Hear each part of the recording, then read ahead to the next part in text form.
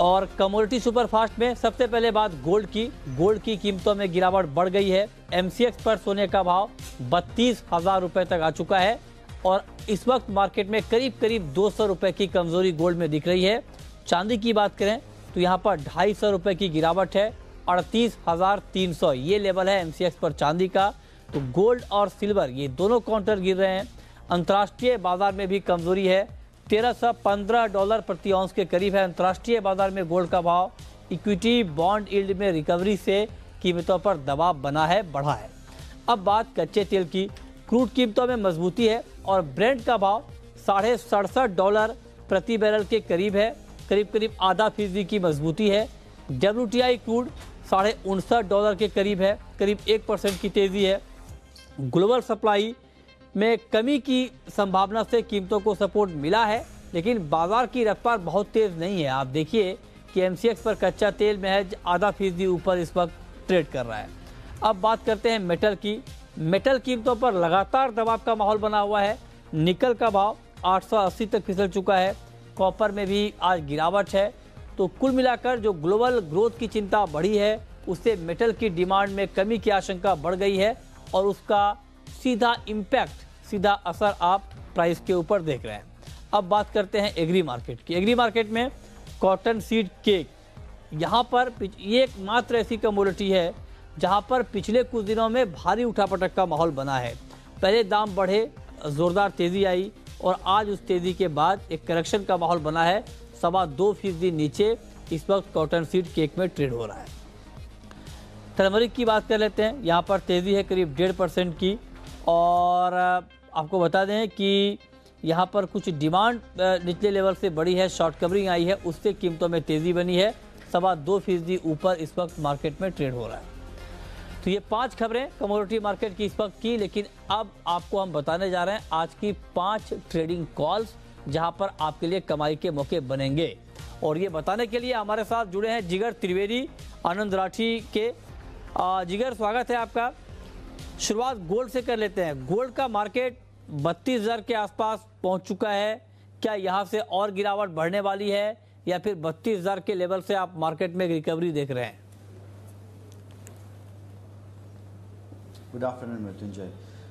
Gold की बात करें तो देखिए कॉमेक्स गोल्ड पे 1315 1317 का लेवल पे देखने को मिला था। कल 1325 तक के हाई भी गए थे, लेकिन आई थिंक ये जो रैली है एक आर्टिफिशियल रैली है। यूएसडी-आईएनआर की वजह से भी थोड़ा बहुत प्रेशर मार्केट में देखने को मिल रहा है। एफआईआई इन्फ्लोज की वजह से इक्विटीज भी अभी आउट परफॉर्म कर रहा है, तो आई थिंक रूपी और अप्रिशिएट होगा, जिसके पीछे गोल्ड में थोड़ा बहुत सेलिंग प्रेशर रहेगा। हैविंग सेड दिस, फ्राइडे को यूएस के मैन्युफैक्चरिंग पीएमआई नंबर्स आए थे जो खराब आए थे, जिसके बाद में मार्केट थोड़े बहुत सेंटीमेंट बिगड़े थे, गोल्ड को सपोर्ट मिला था। आज यूएस का consumer confidence, building permits and housing starts numbers आएंगे। अगर ये डेटा थोड़ा बहुत भी खराब आता है तो ही शायद गोल्ड को सपोर्ट मिलेगा, otherwise I think current level से भी गोल्ड में थोड़ा बहुत बिकॉली करना चाहिए। इन्वेस्टमेंट डिमांड की भी बात कर ले, एसपीडीआर गोल्ड ईटीएफ में भी इतना कोई बाइंग मोमेंटम देखने को मिल नहीं रहा है। सो या gold April one should go short around 31,100, stop loss 31,170, target 31,900। ठीक है, तो आप कह रहे हैं कि गोल्ड में अभी गिरावट बढ़ सकती है, 31,900 तक गोल्ड आ सकता है। लेकिन जिगर, कुछ एक्सपर्ट ये कह रहे थे कि 32,000 पर मार्केट की गिरावट थम जाएगी और यहाँ से रिकवरी की संभावना बनेगी। और इसके पीछे दलील ये है कि जो फंडामेंटल हैं गोल्ड के ग्लोबली वो काफ़ी मजबूत हैं, चाहे वो ग्लोबल मार्केट में इकोनॉमी की बात की जाए या फिर फेड के बयान की बात की जाए। ये जो तमाम डेवलपमेंट हुए हैं हाल के दिनों में, ये बुलियन मार्केट के लिहाज से पॉजिटिव माने जा रहे हैं। करेक्ट। सो वही मैंने बताया कि फ्राइडे को यूएस का जो मैन्युफैक्चरिंग पीएमआई नंबर्स आए थे वो फोरकास्ट से बहुत कम आए थे। उसके बाद अब एक इंपॉर्टेंट नंबर आज शाम को आएगा, बिल्डिंग परमिट्स, हाउसिंग स्टार्ट्स और कंज्यूमर कॉन्फिडेंस। अगर कंज्यूमर कॉन्फिडेंस नंबर एक्सपेक्टेशन से भी खराब आता है तो गोल्ड में रैली आ सकती है। लेकिन जिस तरीके की रैली इन दिनों हमने देखी है, कॉमेक्स गोल्ड 1280 से लेकर 1315 तक वन वे रैली हुई है, लेकिन उतना हमें यहाँ पे एमसीएक्स पे रैली नहीं मिली है, क्योंकि बिकॉज ऑफ द एप्रिशिएटिंग रूपी।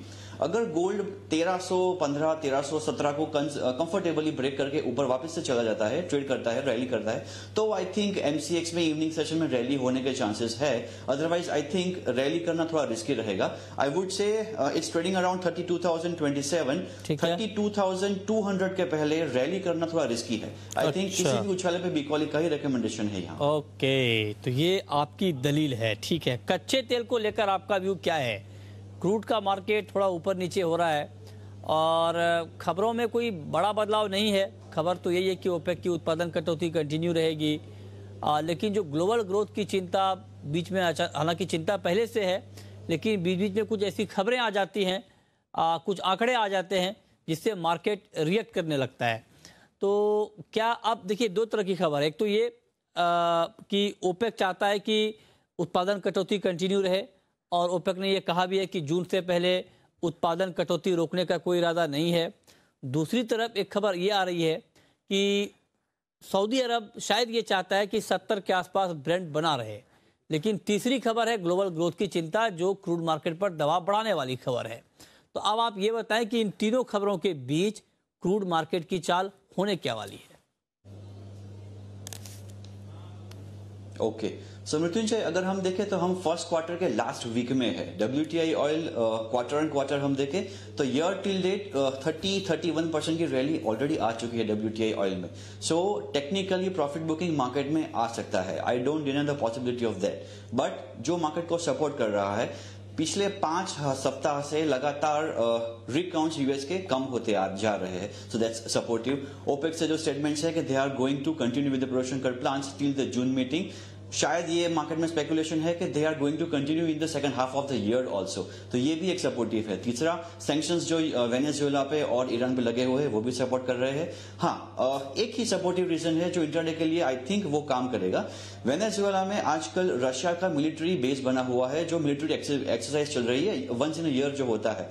सो उसके पीछे यूएस ने स्टेटमेंट्स ये दिए हैं, Russia should not intervene in the Latin American matters, जिसके पीछे वेनेजुएला ने ये बोला है कि इफ यूएसए ऐसे ही स्टेटमेंट्स आते ही गए तो we might cut our production and exports also. जिसके पीछे मुझे लग रहा है इवनिंग सेशन में क्रूड में मोमेंटम थोड़ा सपोर्टिव ही रहना चाहिए। April contract buy on dips also 4095 is level to go long, around 4060 stop loss, 4160 target. मतलब आप ये कह रहे हैं कि ग्लोबल ग्रोथ की चिंता पर ओपेक का बयान या फिर ओपेक का इरादा ज्यादा हावी रहेगा? करेक्ट, ठीक है। अब बात मेटल की। ओहो, मेटल में आपने आप पहले ऐसे एनालिस्ट हैं जो पिछले 2-3 दिनों में मेटल में बाइंग की कॉल दे रहे हैं। जिंक में आपने बाइंग की राय दी है, क्या सोचकर आपने जिंक में बाइंग की कॉल दी है जिगर?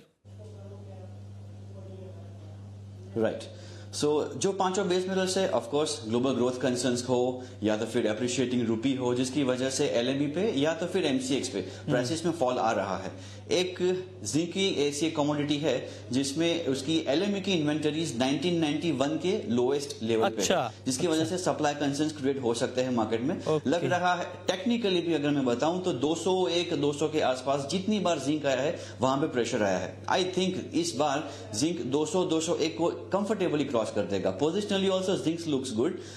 इंट्राडे के लिए it's trading around 199.70, one should go long in March contract around 199, keep the stop of 197.5, 201 202 is a target. Okay, तो आप कह रहे हैं कि अच्छा जिंक का स्टॉक काफी कम हो गया है लंदन मेटल एक्सचेंज पर, इसलिए आप जिंक में बाइंग की कॉल दे रहे हैं। तो आप देखिए, जो जिंक में आपको बाइंग की राय दी जा रही है, इसके पीछे दूसरी वजह है। ग्लोबल ग्रोथ की चिंता अपनी जगह है, उसका इम्पैक्ट हमने मार्केट पर देखा है, लेकिन जिंक में तेजी क्यों आएगी ये आपको जिगर बता रहे हैं। और तेजी इसलिए आएगी कि LME लंदन मेटल एक्सचेंज पर जिंक का स्टॉक 1991 आपने बताया ना जिगर, 91, करेक्ट, हाँ 91 के बाद सबसे कम है। तो जो सप्लाई कम हो रही है उससे आपको थोड़ी बहुत तेजी यहाँ पर जिंक में बनती हुई दिखेगी। ठीक है, अब बात एग्री मार्केट की। एग्री में चना वायदा आपको कैसा लग रहा है? काफी डल ट्रेड है, कोई बड़ा एक्शन नहीं है। खबरें मार्केट में पूरी तरह से हैं कि भाई नेफेड के पास स्टॉक है ही, नई खरीद हो रही है, लेकिन बाजार में कोई बड़ा एक्शन नहीं है, कोई बड़ी हलचल है नहीं, तो करना क्या चाहिए? करेक्ट। चना बहुत ही टाइट रेंज में ट्रेड कर रहा है, लेकिन फिर भी इसके बीच में भी अगर इंट्राडे के पॉइंट ऑफ व्यू से किसी को स्ट्रेटेजी क्रिएट करनी है तो I recommend to go short in chana April contract around 4235, keep the stop of 4270, possible target would be 4180, एक या दो दिनों में ये आ सकता है। ठीक है, चलिए, तो ये आपकी राय चने पर बिकवाली की कॉल। टर्मरिक में आज तेजी आई है, क्या ये तेजी फंडामेंटल के मुताबिक है या फिर आपको ये लग रहा है कि ये तेजी फंडामेंटल के खिलाफ है और ये तेजी टिकेगी नहीं? मृत्युंजय, ये तेजी फंडामेंटल के खिलाफ है। फंडामेंटल थोड़े सपोर्टिव नहीं है। इतने दिनों से जो लगातार एक सेलिंग प्रेशर आ रहा था, आज टेक्निकल शॉर्ट कवरिंग आया है। आज अगर ये 6150 6180 के ऊपर क्लोज भी दे देता है तो कल भी ये मार्केट थोड़ा बहुत रैली कर सकता है। इसके पीछे टेक्निकली एक शॉर्ट कवरिंग के पीछे हमने यहाँ पे एक बाय कॉल रेकमेंड की हुई है। April turmeric buy around 6100, stop loss should be 6050 and target would be 6220।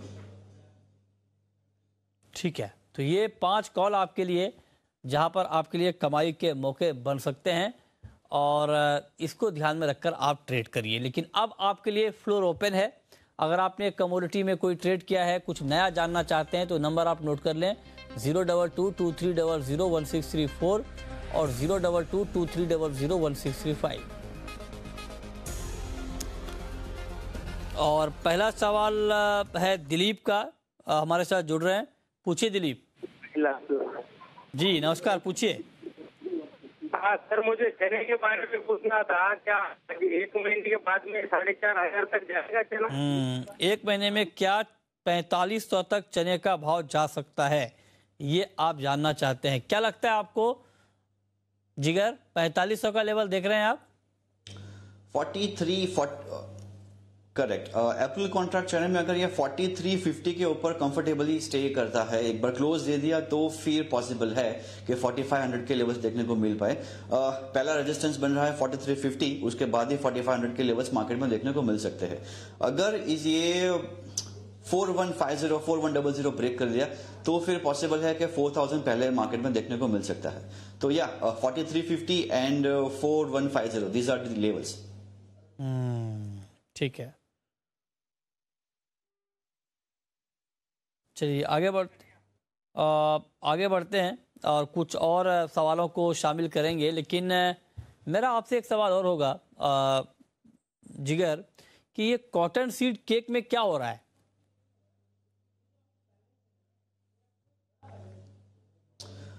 Mrityunjay, Apple contract is already down by 2%। I think 2248 2250 के आसपास चल रहा है। प्रेशर तो कॉटन सीड ऑयल केक में, कॉटन में भी थोड़ा बहुत है। Cotton is trading flat. Cotton seed oil cake या टेक्निकली आई थिंक 2200 का अच्छा सा एक सपोर्ट है। अगर ये ब्रेक कर देता है तो फिर 2160 के लेवल्स भी आ सकते हैं। कि जिस तरीके का आज एक फॉल आया है, पॉसिबल है कल मार्केट में एक थोड़ा बाउंस भी आ सकता है। 2265 2275 के अगर लेवल्स मार्केट में मिलते हैं तो one should go short around those levels. 2230 तक के लेवल्स कल देखने को मिल सकते हैं। ठीक है, अगला सवाल अलीम का है शिकारपुर से। पूछिए अलीम। हेलो सर, आज चांदी में आज क्या बनाया जाएगा? चलिए भाई, चांदी में क्या करना चाहिए ये आप जानना चाहते हैं। 38,335 ये लेवल है चांदी का और कमजोरी है। और आज के लिए अगर ट्रेड करना हो इसी लेवल पर 250 रुपए तक की कमजोरी है चांदी में जिगर। और अगर बिल्कुल ताजा भाव पर ही चांदी में ट्रेड करना हो तो क्या सुझाव है आपका?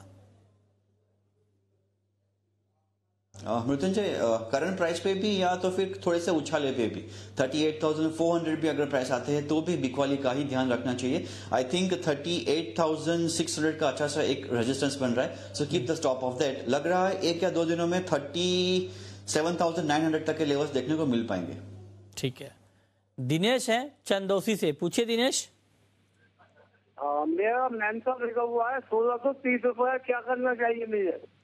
1630 पर आपने मेंथा बेचा है, भाव है 1650 के ऊपर। हालांकि आज गिरकर ट्रेड कर रहा है, तो क्या कुछ गिरावट बढ़ने वाली है इस हफ्ते और मेंथा में जिगर? मृत्युंजय 1665 का अगर ये क्लोज दे दिया तो फिर थोड़ी मुश्किल है। 1665 का स्टॉप लेके ये चल सकते हैं 1665 के ऊपर 1700 के लेवल से। हाँ, लेकिन अगर ये 1620 को क्रॉस कर देता है तो फिर 1580 तक के लेवल देखने को मिल सकते हैं। ऑफ कोर्स अभी इनका out of the money trade चल रहा है, so he should keep the stop of 1665 1666। Okay, ठीक। अगला सवाल मोहन भाई का है अहमदाबाद से। पूछिए मोहन भाई। जी नमस्कार। नमस्कार, पूछें। ये मुझे मस्टर्ड में पोजीशन बनानी है 2 गाड़ी की। अच्छा, मस्टर्ड में आप भी 2 गाड़ी। ओके, 2 लॉट मस्टर्ड आप लेना चाहते हैं। बड़ा अच्छा सवाल आपने पूछा है जिगर। आप ये बताइए कि आज तो थोड़ी बहुत तेजी है, लेकिन क्या ये लेवल 3740-45 का लेवल ट्रेड करने के लिहाज से ठीक लेवल है? इनको 2 लॉट आप लेने की सलाह देंगे? जी बिल्कुल। देखिए, सोयाबीन हो, रिफाइंड हो या कैस्टर हो, सभी में थोड़ी बहुत सेलिंग प्रेशर है, लेकिन एक आरएम सीड ही है जिसमें आज एक पॉजिटिव टोन है। लग रहा है आरएम सीड अप्रैल कॉन्ट्रैक्ट 3750 के आसपास अगर ये एक बार क्लोज दे देता है तो पॉसिबल है 3770 3790 के लेवल्स भी देखने को मिल पाएंगे 1 या 2 दिनों में। ओवरऑल 3800 के ऊपर अगर क्लोज आ गया तो पॉसिबल है 3880 3900 के लेवल्स भी देखने को मिल सकते हैं। For this trade if you goes long around 3750, keep the stop of 3710। ठीक है। अगला सवाल है सूरज का, झारखंड से हैं हमारे साथ। पूछिए सूरज। नमस्ते सर। नमस्कार, पूछिए। सर आनंद सर का मैं बड़े फैन हूँ, और सर एक्चुअली मैं बाय किया हूँ सिल्वर मिनी। किस भाव पर? 38,437। 38,435? जी सर, 37। ओके, आपने बाय किया है? जी जी सर। सिल्वर मिनी इन्होंने खरीदा है जिगर, तो क्या सुझाव है आपका? रुकना चाहिए इनको अभी? ऑलरेडी इट्स डाउन, सो 38,250 38,200 का एक अच्छा सा एक स्टॉप लॉस बना लीजिए। अगर ये ब्रेक करता है तो पॉसिबल, जैसे कि मैंने बताया, 37,900 तक के लेवल्स पे देखने को मिल सकते हैं 2 या 3 ट्रेडिंग सेशंस में। इनके ट्रेड में अगर ये कंफर्टेबली होल्ड कर सकते हैं, अगर ये 38,500 के ऊपर ये होल्ड करे तो ही, अदरवाइज इट्स रिस्की कॉल। ठीक है, तो ये राय आपके लिए सिल्वर पर है। चलिए, बहुत बहुत शुक्रिया जिगर आपका जुड़ने के लिए, तमाम सवालों के जवाब देने के लिए और बताने के लिए कि नया ट्रेड आज क्या बन सकता है।